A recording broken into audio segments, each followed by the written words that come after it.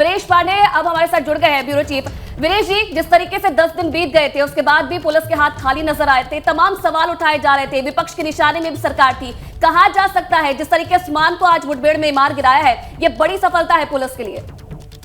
देखिए, पुलिस लगातार खोज रही थी, एसटीएफ वहाँ कैंप की हुई है और खुद मुख्यमंत्री का दबाव रोज का था। पूछते थे कि आखिर क्या हुआ, किस लोगों ने पारा था, जिनके चेहरे दिख रहे थे, सामने आई थी, उनमें से एक के ऊपर भी कोई एनकाउंटर नहीं हुआ, उन्हें पकड़ा नहीं गया। तो आखिर जनता भी पूछ रही थी, 24 करोड़ की जनता का सवाल था मुख्यमंत्री से, सरकार से, और मुख्यमंत्री का सवाल था एसटीएफ से, क्राइम ब्रांच से, वहाँ के पुलिस से। और ऐसे में ये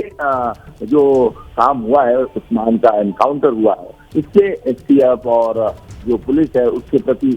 लोगों का एक जो विश्वास है वो बढ़ा है। और ये सवाल लगातार पूछा जा रहा था, विपक्षी नहीं पूछ रहा था, जनता भी पूछ रही थी। और उसके मन में एक संदेह था कि आखिर दिन दहाड़े जिन्होंने गोली चलाई, जिन्होंने बिना नकाब पहने, नकाबपोश लोग नहीं थे, कितनी बड़ा दुस्साहस था कि उन्होंने चुनौती दी, पूरे कानून व्यवस्था को ध्वस्त कर दिया। 17 के बाद से इस सरकार में इतनी बड़ी घटना नहीं हुई। और ऐसे में 8-9 दिन हो गए और जिन लोगों की पिक्चर सामने आई थी, जो तस्वीरों में साफ दिख रहे हैं सीसीटीवी फुटेज में, उनमें एक के ऊपर कोई कार्रवाई नहीं, वो गिरफ्त से बाहर हो गए। माना ये जा रहा था कि कहीं वो नेपाल चले गए, बहुत सारी अटकलें लगाई गई थी, लेकिन उस्मान जो है मारा गया है। तो उम्मीद की जा रही है, 50,000 का इनामी है, उम्मीद की जा रही है कि और भी जो शूटर, जो बमबाज थे इस घटना में, जल्द से जल्द पकड़ लिए जाएंगे और कानून की गिरफ्त में होंगे, ऐसी उम्मीद की जा सकती है। विश्वास बढ़ा है एसटीएफ पर, क्राइम ब्रांच पर, पुलिस पर और खुद सरकार के ऊपर। जी वीरेश जी, देखिए प्रयागराज के कौंधियारा इलाके में ये जो उस्मान था, ये मुठभेड़ में मारा गया है, तो कहीं ना कहीं अब ये भी क्या आशंका जताई जा सकती है कि जिन बाकी शूटर्स की तलाश इस वक्त पुलिस और एसटीएफ कर रही है, उनके भी कहीं ना कहीं प्रयागराज में होने की आशंका है?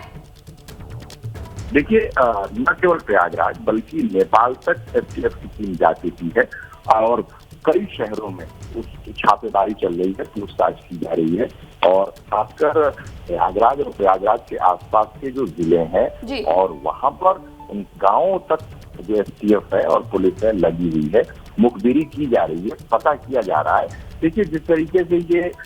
माफिया अतीक अहमद के लोगों ने ये काम किया है, सबसे पहले एग्जिट प्लान उन्होंने बनाया था। इस सरकार में उनको पता है कि गोली अगर चलेगी तो उसका हस्त्र क्या होगा। पुलिस और प्रशासन और खुद मुख्यमंत्री खुद एक्टिव होंगे और ऐसे में उन्होंने मारने से पहले एग्जिट प्लान अपना बनाया होगा कि कैसे वहां से बच के भागना है, कैसे निकलना है, कैसे गिरफ्त में नहीं आना है। और ये शातिर माफिया आतंक लोग हैं, तो ऐसे में ये पुलिस के सामने बड़ी चुनौती थी और पुलिस इस पर विचार कर रही थी कि जरूर जिस तरीके से उन्होंने ये घटना को अंजाम दिया है, तो उन्होंने भागने की अपने घर वो योजना, कई लेयर की योजना बनाई होगी, 1 लेयर, 2 लेयर, 3 लेयर। और ऐसे में पुलिस के हाथ खाली थे बहुत दिनों से, तो उम्मीद की जा रही है कि जो पुलिस लगातार छापेमारी कर रही है और एक एनकाउंटर हुआ है, ऐसे में माना जा रहा है कि जल्द ही पुलिस को और सफलता मिलेगी और जो भी अपराधी हैं, जिन्होंने भी इस तरह की घटना को अंजाम दिया, उन्हें पकड़ लिया जाएगा। विश्वास बढ़ेगा पुलिस के ऊपर, जनता का विश्वास बढ़ेगा, क्योंकि जनता में बेचैनी है कानून व्यवस्था को लेकर। और कानून व्यवस्था इस सरकार की प्राथमिकता है। और चाहे वो चुनाव हो, चाहे इन्वेस्टर समिट हो, सबसे पहले अगर कोई बात होती है तो कानून व्यवस्था की होती है। और उसी कानून व्यवस्था को धक्का बता दिया गया था, उसको चुनौती दी गई थी और जो पुलिस का इकबाल है उसको खत्म करने की कोशिश की गई थी। तो ऐसे में उम्मीद की जा रही है कि जल्द से जल्द दूसरे अपराधी हैं उन्हें भी पकड़ लिया जाएगा। जी, अभी तक जो ये अपराधी था जिसे आज मुठभेड़ में मार गिराया है वीरेश जी, इसके बारे में अभी तक क्या जानकारी मिल पाई है? क्योंकि 10 दिन का समय बीत चुका था। क्या ये जो आरोपी था, क्या ये प्रयागराज में ही छुपा हुआ था कि इस दौरान ये कहीं और भी गया था? इसके बारे में अब तक क्या जानकारी मिली है? देखिए, पुलिस मुठभेड़ के बाद से चूंकि इस तरह की अभी इन्वेस्टिगेशन कोई सामने नहीं आई है कि वो कहाँ गया था, लेकिन प्रयागराज के कौंधियारा इलाके में ये मुठभेड़ हुई है और माना ये जा रहा था कि घटना के बाद से ये इसी इलाके में छिपा हुआ था। पुलिस के सोर्सेज से यही जानकारी है और पुलिस इस पूरे मामले पर जो सोर्सेज से जानकारी आ रही है ये आती है कि मारने के बाद जो अपराधी था वो प्रयागराज के कौंदियारा इलाके में ही था जहां मुठभेड़ हुई है। तो उम्मीद ये की जा रही है क्या दूसरे जो अपराधी हैं वो भी प्रयागराज के इर्द गिर्द और प्रयागराज के इलाके में छुपे हुए हैं, इसलिए जो प्रयागराज का प्रशासन है वो और एक्टिव हो गया है और छापेमारी और तेज कर दी है। नेपाल में क्योंकि जिस तरीके से छापेमारी की जा रही है, दबिश दी जा रही है, क्या वहां से अभी तक कोई सफलता मिली है पुलिस को? नहीं, अभी वहां से कोई सफलता नहीं मिली है, कोई क्लू नहीं मिला है, कोई सुराग है, लेकिन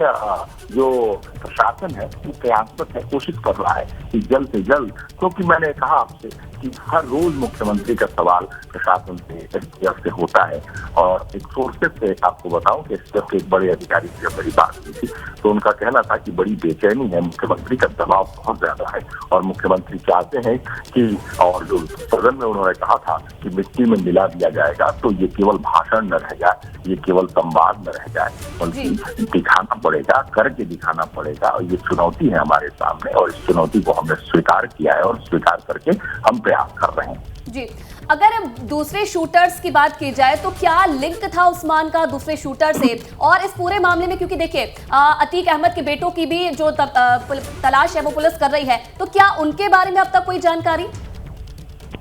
देखिए, कोशिश की जा रही है पुलिस की तरफ से जानकारी, क्योंकि इस मामले में अगर पुलिस दे देगी तो फिर इस पूरे ऑपरेशन में उसको नुकसान होगा, क्योंकि पुलिस चाहती है कि किसी भी तरीके से ये जो पूरा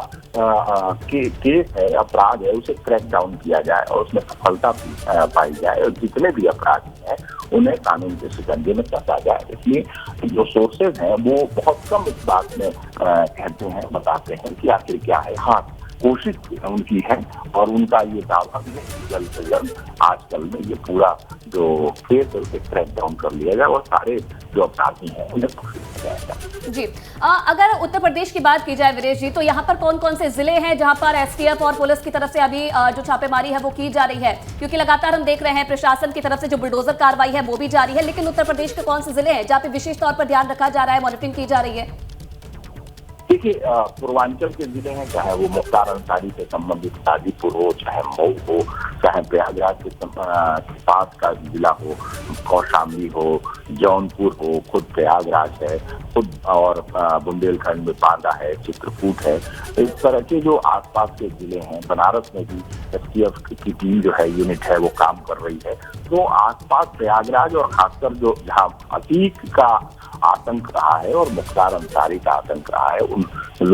जिलों पे छापेमारी ज्यादा की जा रही है, वहां पर ज्यादा निगाह रखी गई और शहरों में ही नहीं बल्कि गाँव में भी, और खासकर एक जिला फतेहपुर है और वहां पे भी छापेमारी की जा रही है। इन जिलों में एसटीएफ और क्राइम ब्रांच और जो स्थानीय पुलिस है वो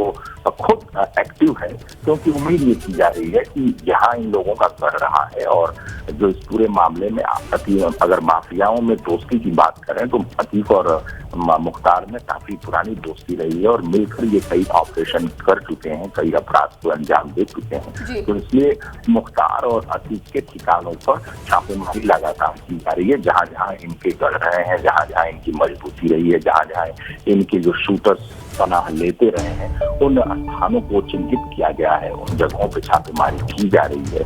लोगों से पूछताछ की जा रही है, उनके जो सिंपैथाइजर हैं उनको भी उठाया गया है, हिरासत में लेकर उनसे पूछताछ की जा रही है और कोशिश ये की जा रही है कि उनसे संबंधित जितने लोग हैं उनको चिन्हित किया जाए, चिन्हित करके उनको पूछताछ करके चीजों को ट्रैक डाउन किया जाए। जी, क्योंकि देखिए जिस तरीके से इस पूरी कार्रवाई को अंजाम दिया है और इससे पहले भी हमने देखा था अरबाज जिसको भी मैं एनकाउंटर में मार गिराया था, उसके बाद कहीं ना कहीं जो शूटर्स है वो भी चौकन्ने हो गए होंगे और कहीं ना कहीं अब ये भी आशंका जताई जा रही है कि इस बीच मूवमेंट्स भी कर सकते हैं। तो अब पुलिस की तरफ से और चौकसी बढ़ाई जा सकती है, क्योंकि इससे पहले अगर देखा जाए तो नेपाल बॉर्डर पर और जो तमाम यूपी के बॉर्डर्स है वहां पर सघन चेकिंग की जा रही थी। तो क्या माना जाए इसके बाद पुलिस और चौकन्नी हो गई है, जगह जगह और जो दबिश है, जो छापेमारी है, तलाशी है वो और की जाएगी?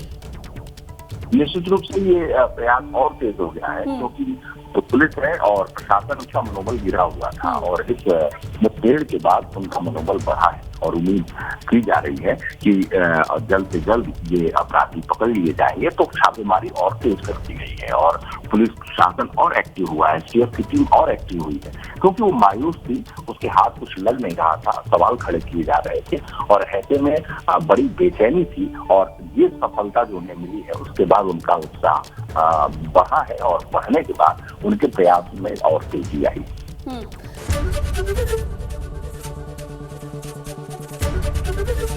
एबीपी गंगा, खबर आपकी, जुबान आपकी।